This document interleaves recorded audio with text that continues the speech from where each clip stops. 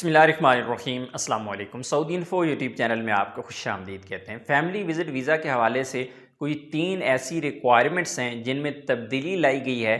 बज़ाहिर तो वो छोटी सी रिक्वायरमेंट हैं, लेकिन आपके लिए बड़ी मुश्किल पैदा कर सकती हैं। तो आपको यहाँ पर बहुत ही अहम है समझना, कहीं ऐसा ना हो कि आप भी नुकसान उठाएं और धोखा खाएं और आपको परेशानी का सामना करना पड़े। सबसे पहली चीज़ कि आपके पास जब निकाह फार्म होता है और बे फार्म होता है, जो कि आप मुफा से अटेस्टेड करवा चुके होते हैं। पहले रिक्वायरमेंट तो बीवी और बच्चों के लिए यही थी, लेकिन अभी क्या किया गया है कि अभी साथ में ऐड कर दिया गया है एफआरसी को। इससे पहले एफआरसी आप अपने वालिदैन के लिए निकलवाते थे, आप अपने बहन भाई के लिए निकलवाते थे, या फिर आपके सास या ससुर हैं वो सफ़र करना चाह रहे हैं तो उनके लिए निकालते थे। लेकिन अभी आपकी बीवी है या बच्चे हैं, उनके लिए भी एफआरसी आपको निकालना ज़रूरी है, क्योंकि 4-5 दिन पहले मुल्तान से एक फ़ैमिली सफ़र करके जब लाहौर पहुंची, सब के सब डॉक्यूमेंट्स कंप्लीट थे, लेकिन उन्हें रोका गया कि नहीं जी, पहले आप एफआरसी लेके आएँ। एफआरसी अगर नहीं है तो आपका वीज़ा स्टैंप नहीं हो सकता। और ये वाक़या हुआ है लाहौर में।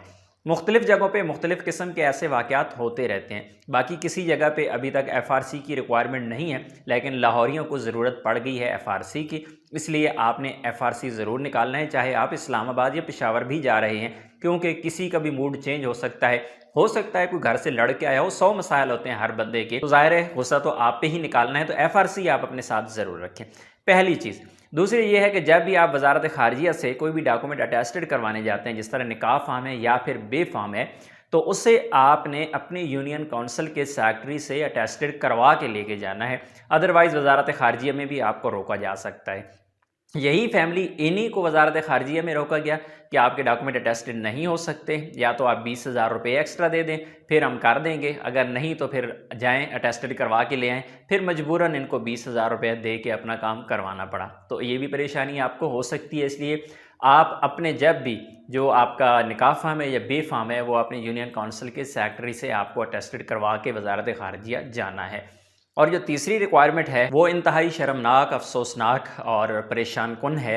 वो ये कि ये एक साहिब हैं, इन्होंने अपने बच्चे का जो विज़िट वीज़ा निकाला है, और बच्चे की उम्र क्योंकि 18 साल से ज़्यादा थी, तो उनका स्मार्ट कार्ड बना हुआ था और इन्हें रोका गया है, इन्हें वापस भेजा गया है लाहौर एतमाद यानी ताशीर ऑफिस से। ये कहा गया है कि भाई ये स्मार्ट कार्ड है, ये नहीं चलता, आप शिनाख्ती कार्ड बना के लाएं, वो चलेगा। तो अब इन्होंने नादरा में दूसरे शिनाख्ती कार्ड के लिए भी एक नई एप्लीकेशन जमा करवा दी है। आने वाले वक्त में जितनी तेज़ी से ये तरक्की कर रहे हैं, मुझे लगता है कि अगले 2 साल बाद हो सकता है आपसे ये कहा जाए कि आप अफ़गानिस्तान का आईडी कार्ड लेके आएँ। पाकिस्तान के आईडी कार्ड पे वीज़ा स्टैंप नहीं होता, स्मार्ट कार्ड पे वीज़ा स्टैंप नहीं हो रहा, मांगा जा रहा है शिनाख्ती कार्ड जो पुराने वाला फॉर्मेट है। अब मुझे नहीं पता कि इसकी भी घर से लड़ाई हुई थी या इसको पैसों की ज़रूरत थी, घर में बिल इनका ज़्यादा आ गया था, क्यों इन्होंने ऐसा किया है।